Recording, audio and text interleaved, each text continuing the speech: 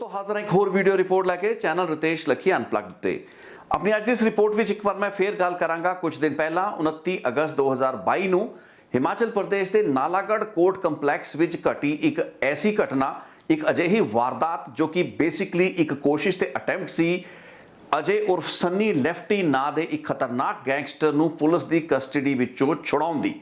इस मुद्दे उत्ते इस बारे मैं एक होर रिपोर्ट कुछ दिन पहला नशर की सी, लेकिन अज मैं उस रिपोर्ट के फैक्ट्स नूं थोड़ा जिहा करैक्ट करांगा क्योंकि जिहड़ी मेरी पहली रिपोर्ट कुछ दिन पहला बनी सी जिस विच कि मैं इस घटना दे सनी लैफ्टी उत्ते हमला होने का खदशा प्रगटाया सी क्योंकि उस वक्त बहुत ही कन्फ्लिक्टिंग इन्फॉर्मेशन आ रही सी। कन्फ्लिक्टिंग इन्फॉर्मेशन ते कन्फ्यूजिंग इन्फॉर्मेशन दी इंतहा यह सी कि पुलिस की FIR, पुलिस की जानकारी, ईवन खुद सन्नी लैफ्टी की जिहड़ी जानकारी अते मीडिया रिपोर्ट्स इस नूं एक हमला मन के चल रहे सन, यानी कि सनी लैफ्टी उत्ते एक हमला कथित तौर पर उस वारदात दे विच होया हो सकता सी। लेकिन कौशल चौधरी नां दा जिहड़ा गैंगस्टर है उसके सोशल मीडिया हैंडल तो जानकारी ये दी गई कि यह पूरी की पूरी कोशिश सी सनी लैफ्टी नूं पुलिस की कस्टडी विचों छुड़ाउण दी ते उन्होंने इस चीज़ का डर प्रगटाया सी कि उन्होंने दो गैंगस्टर नीरज चस्का अते उसदे नाल एक होर गैंगस्टर इस घटना दे विच पुलिस के हत्थ आ चुके ने, फड़े जा चुके ने। लेकिन दूसरे पासे जिहड़ी मेरे कोल प्राइमरी इन्फॉर्मेशन आई वो खुद नीरज चस्का ते मान जैतो नां दे उन्हां दो शूटरां वालों आई जो कि बेसिकली दविंदर बंबीहा गैंग ते लक्की पटियाल दे गैंगस्टर ने। उन्होंने मैनू खुद मैसेज भेज के इस चीज़ के बारे जानकारी दी कि जो भी कौशल चौधरी के सोशल मीडिया पेज तो जानकारी दी जा रही है जिस विच उन्हां दी गिरफ्तारी बारे गल की गई है वो गलत है क्योंकि वो तो कदे भी पंजाब या हिमाचल प्रदेश के विच नहीं ने। सो वो अजे आज़ाद ने। तो उन्होंने ये भी कहा सी कि सिद्धू मूसेवाला के कतल का बदला लैणगे, गोल्डी बराड़ के बारे उन्होंने कई गल्लां बातां कहीआं। सो बहुत ही कन्फ्लिक्टिंग इन्फॉर्मेशन सी, पुलिस भी कन्फ्यूज सी, हिमाचल प्रदेश की पुलिस नूं भी कई दिन तक ये समझ नहीं आ पाया कि वारदात दे विच आखिर होया की। लेकिन इत्थे ये गल कहनी पेगी कि कौशल चौधरी ते बंबीहा गैंग वालों जिहड़ी भी जानकारी अपने सोशल मीडिया हैंडल उत्ते इस बाबत दी गई, ईवन मेरी रिपोर्ट का हवाला दे के भी उन्होंने कहा कि यह गलत रिपोर्ट है। उस दे विच कुछ फैक्ट्स उन्होंने सही सी, उन्होंने गल्लां बातां सही कीतियां, लेकिन एक बहुत इंपॉर्टेंट फैक्टर जिहड़ा खुद मिस कर रहे सी वो ये सी कि शायद उन्होंने ही नहीं पता सी, यानी कि कौशल चौधरी गैंग नूं ही नहीं पता सी कि जिहड़े शूटर पंजाब मॉड्यूल दे भेजे गए सन सनी लैफ्टी नूं छुड़ाउण लई वो दरअसल सी कौन। सो इस गैंग के मुताबिक यानी कि कौशल चौधरी के मुताबिक या जिहड़ा भी शख्स इस सोशल मीडिया हैंडल नूं सोशल मीडिया पेज नूं हैंडल कर रहा है उस दे मुताबिक ये लोग नीरज चस्का ते मान जैतो हो सकते सन, लेकिन इस चीज़ का डिनायल खुद नीरज चस्का ते मान जैतो ने करता। लेकिन अज की जिहड़ी मेरी रिपोर्ट है इस दे विच काफ़ी पुख्ता जानकारी मेरे को है। तो इस रिपोर्ट के थोड़े पहुँचण तो पहला या फिर इस रिपोर्ट के थोड़े पहुँचण तो तुरंत बाद ही दिल्ली पुलिस का counter intelligence cell special cell जिहड़ा है जिसने पहला भी सिद्धू मूसेवाला कतल केस दे विच बड़ी अहम गिरफ्तारियां कीतियां ने, पूरा का पूरा हरियाणा मॉड्यूल, प्रीव्रत फौजी वगैरह सब नूं गिरफ्तार किया है। उस दे जरिए थोनू एक बहुत ही वड्डी अपडेट मिल चुकी होएगी जिसनूं मैं अपनी हुण दी इस रिपोर्ट दे विच भी साझा तुहाडे नाल करांगा। अपडेट ये है कि इस सनी लैफ्टी नूं अदालत के परिसर चों कॉम्पलैक्स दे विचों एक वारदात करके दिन दहाड़े छुड़ाउण की कोशिश दे विच जिहड़े मॉड्यूल दो काम कर रहे सन, पंजाब का एक मॉड्यूल जो कि फतेहगढ़ साहब के दो मुंडे दसे जाते हैं तो इस तो इलावा एक हरियाणे के कैथल का मॉड्यूल सी। दो मोटरसाइकिलों उत्ते सवार दो ये जिहड़े गैंगस्टर या शूटर आए, इन्हां विचों पंजाब मॉड्यूल का काम सी उत्थे रैकी करवाना ते हरियाणे के जिहड़े शूटर सी उन्हां दा काम सी गोलियां चला के सनी लैफ्टी नूं अदालत दे विचों छुड़वा के लै जाना। सनी लैफ्टी अपने कुछ होर साथियों के नाल एक पुराने केस दे विच 2021 दे एक कतल केस दे विच विक्की नानूवाल का एक कतल होया सी सोलन जिले दे विच। उस केस दे विच एक पेशी दौरान इत्थे आया सी, लेकिन इन्हां दी आपस दे विच कोऑर्डिनेशन नहीं सी। खुद सनी लैफ्टी नूं नहीं पता सी कि उसनूं छुड़ाउण लई गैंगस्टर या उसदे जिहड़े गैंग दे मैंबर हैगे ने वो आ चुके ने। उन्होंने वालों गोली चलाई गई, अफरा तफरी मच गई। खुद सनी लैफ्टी नूं लग्या कि उस उत्ते कोई हमला हो गया, वो वापस भज के कोर्ट कंपलैक्स दे विच वड़ गया तो एक बाथरूम दे विच दस्सिया जांदा है उसने अपने आप नूं बंद कर लिया। जिस तो बाद ये गैंगस्टर भी थोड़े जे बौखला गए, बौंदल गए, जिस तो बाद ये मौका वारदात तो भज निकले। लेकिन इस पूरी की पूरी घटना तो बाद तकरीबन 1.5 दिन बाद दिल्ली पुलिस की स्पैशल सैल दियां काउंटर इंटैलीजेंस दियां टीमां हिमाचल प्रदेश नालागढ़ के इस इलाके में पहुंच चुकियां सन। ਜਿਹੜਾ ਡੰਪ ਡੇਟਾ ਸੀ, ਸੀਡੀਆਰ ਵਗੈਰਾ ਸੀ, ਪੂਰੀ ਦੀ ਪੂਰੀ ਇਨਫੋਰਮੇਸ਼ਨ ਇਕੱਠੀ ਕੀਤੀ ਜਾ ਰਹੀ ਸੀ, ਜਿਸ ਤੋਂ ਬਾਅਦ ਜਿਹੜੇ 4 ਗੈਂਗਸਟਰ ਇਸ ਵਾਰਦਾਤ ਦੇ ਵਿੱਚ ਮੁੱਢਲੇ ਤੌਰ ਤੇ ਰੈਕੀ ਕਰਵਾਉਣ ਤੇ ਸਨੀ ਲੈਫਟੀ ਨੂੰ ਛੁਡਾਉਣ ਦੀ ਕੋਸ਼ਿਸ਼ ਕਰ ਰਹੇ ਸਨ, ਉਹਨਾਂ ਚਾਰਾਂ ਨੂੰ ਗ੍ਰਿਫਤਾਰ ਕਰ ਲਿਆ ਗਿਆ ਹੈ ਤੇ ਕੁਝ ਹੀ ਘੰਟੇ ਬਾਅਦ ਇਸ ਚੀਜ਼ ਦੀ ਰਸਮੀ ਜਿਹੜੀ ਜਾਣਕਾਰੀ ਹੈ ਤੁਹਾਨੂੰ ਦਿੱਤੀ ਜਾਏਗੀ। ਦਿੱਲੀ ਪੁਲਿਸ ਹੀ ਇਸ ਬਾਰੇ ਖੁਲਾਸੇ ਕਰੇਗੀ ਕਿ ਕੌਣ ਸ਼ੂਟਰ ਸੀ, ਕਿਹੜੇ ਗੈਂਗਸਟਰ ਸੀ ਤੇ ਕਿਸ ਦੇ ਇਸ਼ਾਰੇ ਉੱਤੇ ਕੰਮ ਕਰ ਰਹੇ ਸਨ। ਲੇਕਿਨ ਅੱਜ ਦੀ ਇਸ ਰਿਪੋਰਟ ਵਿੱਚ, ਇਸ ਤੋਂ ਪਹਿਲਾਂ ਕਿ ਮੈਂ ਤੁਹਾਨੂੰ ਇਹ ਦੱਸਾਂ ਕਿ ਇਹ ਜਿਹੜੇ ਗੈਂਗਸਟਰ ਕਿਸ ਦੇ ਇਸ਼ਾਰੇ ਉੱਤੇ ਸਨੀ ਲੈਫਟੀ ਨੂੰ ਛੁਡਾਉਣ ਆਏ ਸਨ, ਅੱਜ ਆਪਾਂ ਸਨੀ ਲੈਫਟੀ ਬਾਰੇ ਥੋੜੀ ਗੱਲ ਜ਼ਰੂਰ ਕਰਾਂਗੇ। ਇਸ ਦਾ ਨਾਂ ਅਜੇ ਉਰਫ ਸਨੀ ਉਰਫ ਲੈਫਟੀ ਹੈ, ਜੋ ਕਿ ਬੇਸਿਕਲੀ ਕੁਰੂਕਸ਼ੇਤਰ ਦਾ ਰਹਿਣ ਵਾਲਾ ਹੈ। ਪਿਪਲੀ ਦਾ ਪਿੰਡ ਉਮਰੀ ਕਿਹਾ ਜਾਂਦਾ ਹੈ, ਜਿੱਥੇ ਕਿ ਇਸ ਦੇ ਪਿਤਾ ਦਾ 150 ਗਜ ਦਾ ਮਕਾਨ ਹੈ। ਹੈਰਾਨੀ ਦੀ ਗੱਲ ਹੈ ਕਿ ਇਸ ਗੈਂਗਸਟਰ ਦਾ ਜਨਮ 2002 ਵਿੱਚ ਹੋਇਆ। ਅੱਜ ਇਹਦੀ ਉਮਰ ਮਹਿਜ਼ 20 ਸਾਲ ਹੈ, ਲੇਕਿਨ ਪਿਛਲੇ 2 ਸਾਲ ਤੋਂ ਪਹਿਲਾਂ ਇਸ ਗੈਂਗਸਟਰ ਦਾ ਕੋਈ ਵੀ ਵੱਡਾ ਅਪਰਾਧਿਕ ਰਿਕਾਰਡ ਨਹੀਂ ਸੀ। 2018 ਦੇ ਵਿੱਚ ਆਪਣੇ ਕਿਸੇ ਸਾਥੀ ਦੀ ਭੈਣ ਦੇ ਨਾਲ ਛੇੜਛਾੜ ਕਰਨ ਦੇ ਮਾਮਲੇ ਦੇ ਵਿੱਚ ਕੁਝ ਨੌਜਵਾਨਾਂ ਨੂੰ ਦੇ ਨਾਲ ਮਾਰਕੁੱਟ ਕਰਨ ਦਾ ਇੱਕ ਕੇਸ ਕੁਰੂਕਸ਼ੇਤਰ ਦੇ ਸੈਕਟਰ 7 ਵਿੱਚ ਦਰਜ ਹੋਇਆ। ਇਸ ਤੋਂ ਬਾਅਦ ਅਗਲਾ ਕੇਸ 2020 ਦੇ ਵਿੱਚ ਸਨੀ ਲੈਫਟੀ ਉੱਤੇ ਇੱਕ ਹੋਰ ਮਾਰਕੁੱਟ ਦਾ ਕੇਸ ਸੀ, ਲੇਕਿਨ ਇਸ ਵਕਤ ਇਸ ਉੱਤੇ ਧਾਰਾ ਥੋੜੀ ਸਖਤ ਲਾਈ ਗਈ, 307 ਸੈਕਸ਼ਨ ਲੱਗਿਆ। ਸੈਕਟਰ 13 ਕੁਰੂਕਸ਼ੇਤਰ ਦੇ ਵਿੱਚ ਹੀ ਇੱਕ ਹੋਰ ਸ਼ਖਸ ਲੱਕੀ ਨਾਂ ਦਾ ਸ਼ਖਸ ਸੀ, ਜਿਸ ਨੂੰ ਆਪਣੇ ਇੱਕ ਸਾਥੀ ਦੇ ਇਸ਼ਾਰੇ ਉੱਤੇ ਇਸ ਨੇ ਮਾਰਨ ਕੁੱਟਣ ਦੀ ਕੋਸ਼ਿਸ਼ ਕੀਤੀ ਸੀ। ਇਹ ਵੀ ਆਮ ਨੌਜਵਾਨਾਂ ਦੀ ਜਿਵੇਂ ਲੜਾਈ ਝਗੜੇ ਹੁੰਦੇ ਨੇ ਉਵੇਂ ਦਾ ਹੀ ਕੇਸ ਸੀ। ਲੇਕਿਨ 2020 ਦੇ ਇਸ ਕੇਸ ਦੇ ਵਿੱਚ ਸਨੀ ਲੈਫਟੀ 8 ਮਹੀਨੇ ਕੁਰੂਕਸ਼ੇਤਰ ਦੀ ਜੇਲ੍ਹ ਵਿੱਚ ਰਿਹਾ, ਜਿੱਥੇ ਉਹਦੀ ਮੁਲਾਕਾਤ ਹੁੰਦੀ ਹੈ ਬੱਲੂ ਗੁੱਜਰ ਨਾਂ ਦੇ ਇੱਕ ਹੋਰ ਕੈਰੈਕਟਰ ਦੇ ਨਾਲ, ਇੱਕ ਹੋਰ ਗੈਂਗਸਟਰ ਦੇ ਨਾਲ। ਬੱਲੂ ਗੁੱਜਰ ਬੇਸਿਕਲੀ ਭੂਪੀ ਰਾਣਾ ਨਾਂ ਦਾ ਇੱਕ ਹੋਰ ਗੈਂਗਸਟਰ ਜੋ ਕਿ ਡੇਰਾ ਬੱਸੀ ਤੋਂ ਆਪਰੇਟ ਕਰਦਾ ਸੀ। ਪਹਿਲਾਂ ਵੀ ਮੇਰੀ ਰਿਪੋਰਟਸ ਦੇ ਵਿੱਚ ਉਹਦਾ ਜ਼ਿਕਰ ਆ ਚੁੱਕਾ ਹੈ। ਉਸ ਦਾ ਮੇਨ ਬੰਦਾ ਸੀ ਬੱਲੂ ਗੁੱਜਰ ਦਾ ਮਾਈਨਿੰਗ ਦਾ ਕੰਮ ਸੀ। ਦੱਸਿਆ ਜਾਂਦਾ ਕਿ ਹਿਮਾਚਲ ਦੇ ਬੱਦੀ ਇਲਾਕੇ ਦੇ ਨਾਲ ਜਿਹੜੇ ਕੈਚਮੈਂਟ ਇਲਾਕੇ ਨੇ, ਉੱਥੇ ਉਸ ਦਾ ਮਾਈਨਿੰਗ ਦਾ ਕੰਮ ਸੀ। ਜੇਲ੍ਹ ਦੇ ਵਿੱਚ ਬੱਲੂ ਗੁੱਜਰ ਦੇ ਨਾਲ ਸਨੀ ਲੈਫਟੀ ਦੀ ਮੁਲਾਕਾਤ ਹੁੰਦੀ ਹੈ। ਇਸ ਦੀ ਉਮਰ 2020 ਦੇ ਵਿੱਚ ਮਹਿਜ਼ 18 ਸਾਲ ਰਹੀ ਹੋਏਗੀ। ਹਾਲਾਂਕਿ ਬੱਲੂ ਗੁੱਜਰ ਨੇ ਆਪਣੇ ਮਾਈਨਿੰਗ ਦੇ ਬਿਜ਼ਨਸ ਦੇ ਵਿੱਚ ਉਸ ਨੂੰ ਨੌਕਰੀ ਦੇਣ ਦਾ ਵਾਅਦਾ ਕੀਤਾ। ਅਕਤੂਬਰ 2020 ਦੇ ਵਿੱਚ ਸਨੀ ਲੈਫਟੀ ਦੀ ਬੇਲ ਹੁੰਦੀ ਹੈ, ਜਿਸ ਤੋਂ ਬਾਅਦ ਕਿ ਉਹ ਆਪਣੇ ਘਰ ਚਲਾ ਜਾਂਦਾ ਹੈ ਤੇ 4-5 ਮਹੀਨੇ ਉਸਨੇ ਕੁਝ ਵੀ ਨਹੀਂ ਕੀਤਾ, ਆਪਣੇ ਘਰੇ ਰਿਹਾ। ਲੇਕਿਨ ਮਾਰਚ 2021 ਯਾਨੀ ਕਿ ਅੱਜ ਤੋਂ ਤਕਰੀਬਨ ਸਵਾ ਕੁ ਸਾਲ ਪਹਿਲਾਂ ਸਨੀ ਲੈਫਟੀ ਜਿਹੜਾ ਹੈ ਉਹ ਬੱਦੀ ਪਹੁੰਚਦਾ ਹੈ ਬੱਲੂ ਗੁੱਜਰ ਦੇ ਉਸ ਸੱਦੇ ਉੱਤੇ, ਜਿਸ ਤੋਂ ਬਾਅਦ ਬੱਲੂ ਗੁੱਜਰ ਆਪਣੇ ਇੱਕ ਹੋਰ ਸਾਥੀ ਦੇ ਕੋਲ ਉਸ ਨੂੰ ਨੌਕਰੀ ਦਵਾ ਦਿੰਦਾ ਹੈ।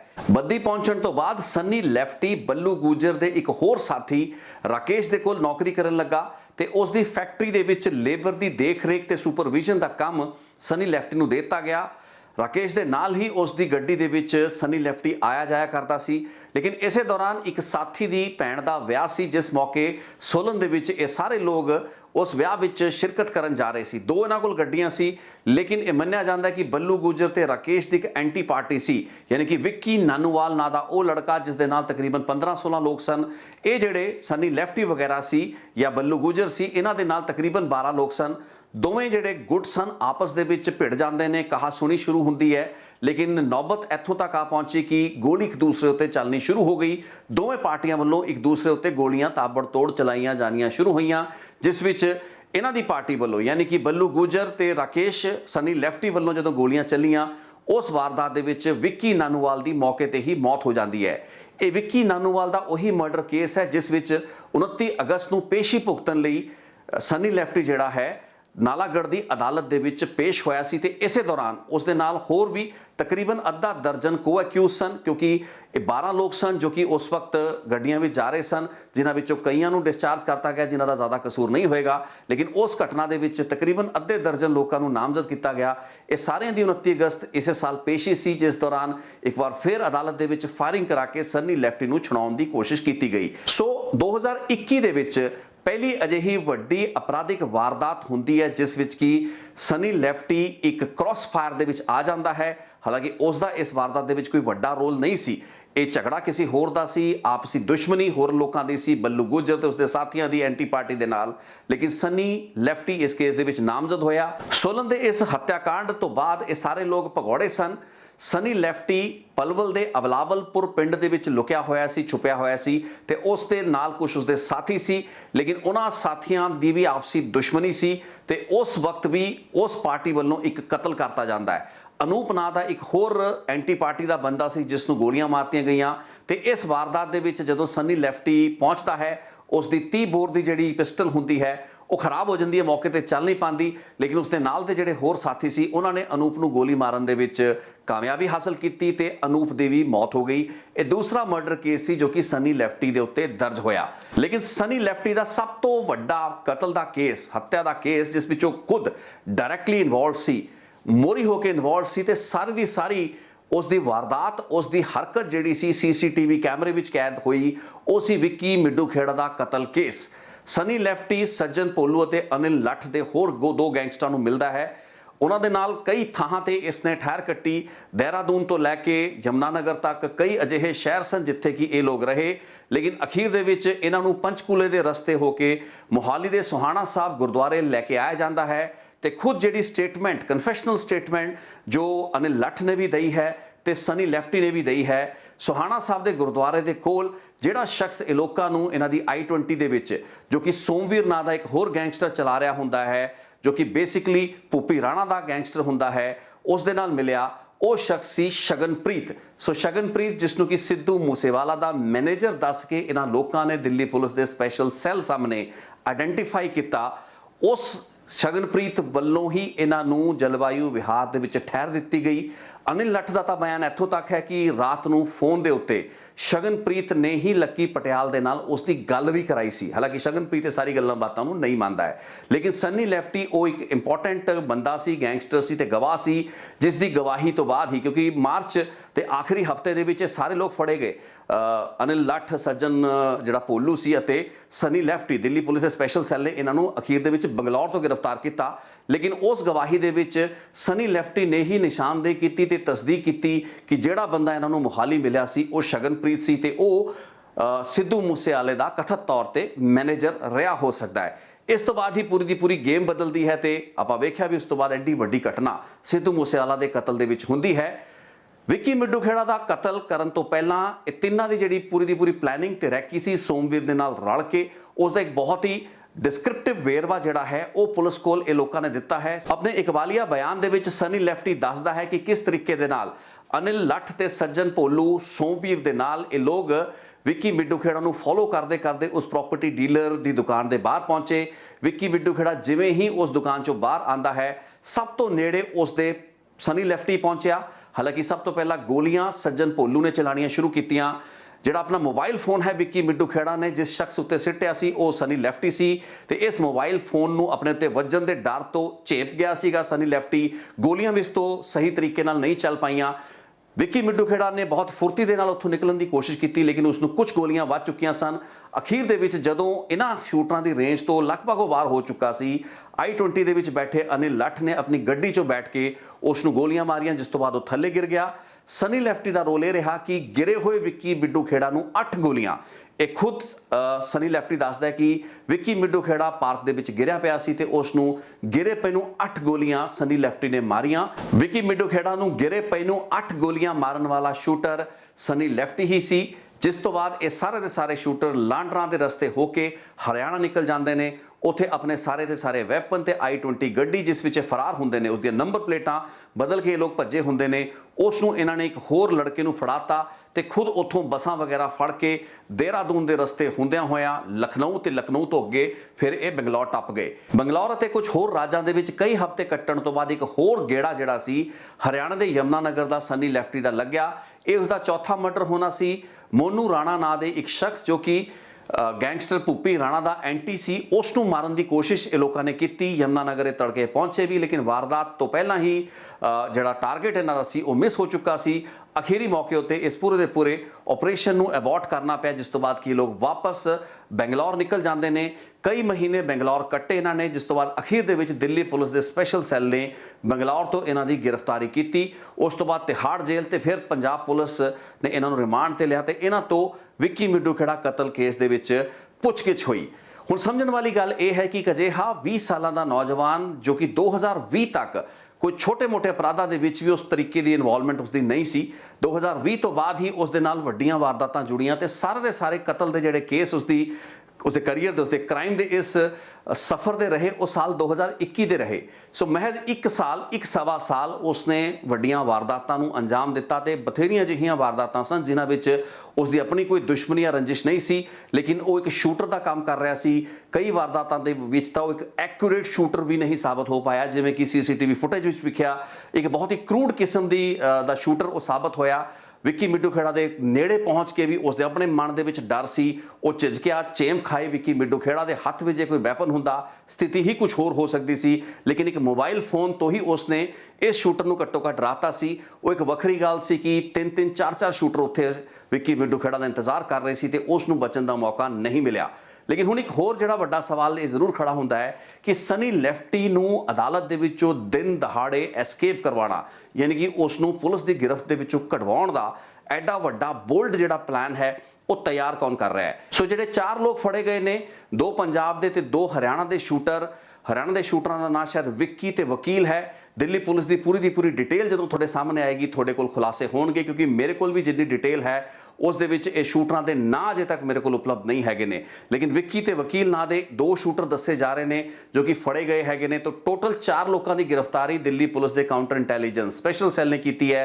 तो यह भी मन्निया जा रहा है कि इन्हों हैंडल करने वाला, इन्हों कोऑर्डिनेट करने वाला एक होर जिहड़ा शख्स है काबू किया गया है, जिस बंदे तो इन्होंने असला वैपन लए सी।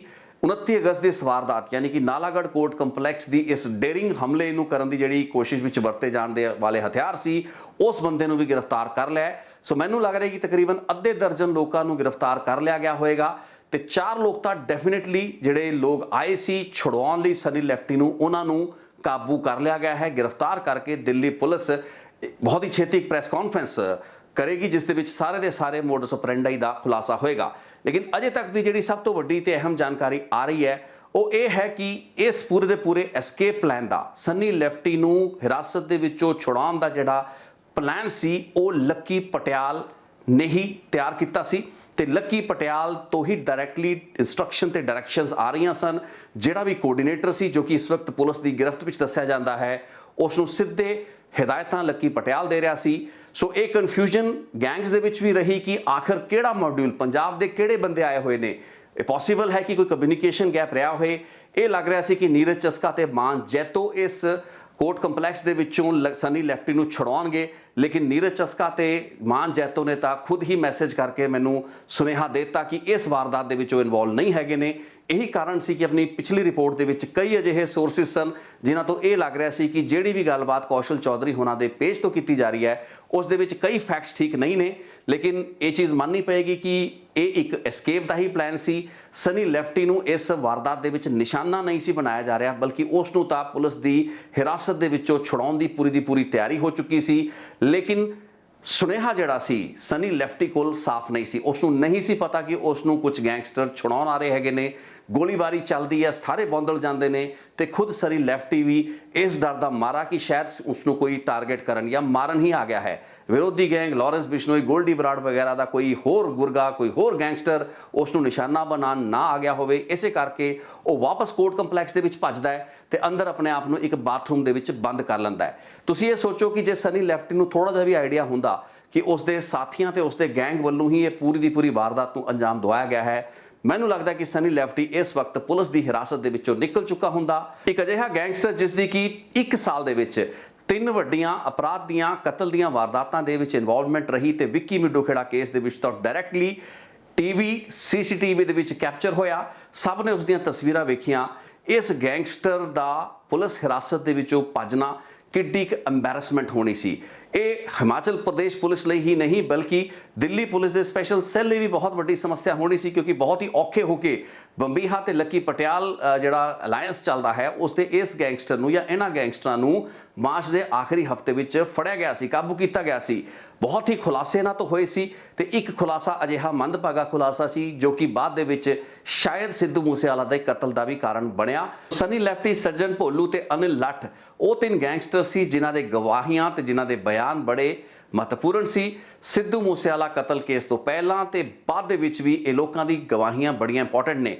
लक्की पटियाल वर्गा गैंगस्टर सनी लेफ्टी नूं छुड़ाउणा क्यों चाहता है? ਹਰ ਗੈਂਗਸਟਰ ਆਪਣੇ ਗੁਰਗਿਆਂ ਨੂੰ ਪੁਲਿਸ ਦੀ ਹਿਰਾਸਤ ਵਿੱਚ ਛੁਡਾਉਣਾ ਚਾਹੁੰਦਾ ਹੈ, ਲੇਕਿਨ ਇਸ ਵਕਤ ਜਦੋਂ ਕਿ ਪੂਰੇ ਪੰਜਾਬ ਤੇ ਨਾਰਥ ਇੰਡੀਆ ਦੇ ਵਿੱਚ ਗੈਂਗਸਟਰਾਂ ਦੇ ਖਿਲਾਫ ਧਰਪਕੜ ਆਪਣੀ ਸਿਖਰ ਦੇ ਉੱਤੇ ਹੋਵੇ, ਉਸ ਵਕਤ ਵੀ ਹਿਰਾਸਤ ਦੇ ਵਿੱਚੋਂ ਗੈਂਗਸਟਰਾਂ ਨੂੰ ਛੁਡਾਏ ਜਾਣ ਦਾ ਜਿਹੜੀ ਹਿੰਮਤ ਹੈ, ਆਪਾਂ ਕਹਿ ਸਕਦੇ ਇੱਕ ਜਿਹੜਾ ਕੌਨਫੀਡੈਂਸ ਹੈ ਇਹਨਾਂ ਗੈਂਗਸ ਦੇ ਵਿੱਚ ਹੈ। ਸੋ ਆਪਣੀਆਂ ਹਰਕਤਾਂ ਤੋਂ ਇਹ ਲੋਕ ਬਾਜ਼ ਨਹੀਂ ਆ ਰਹੇ।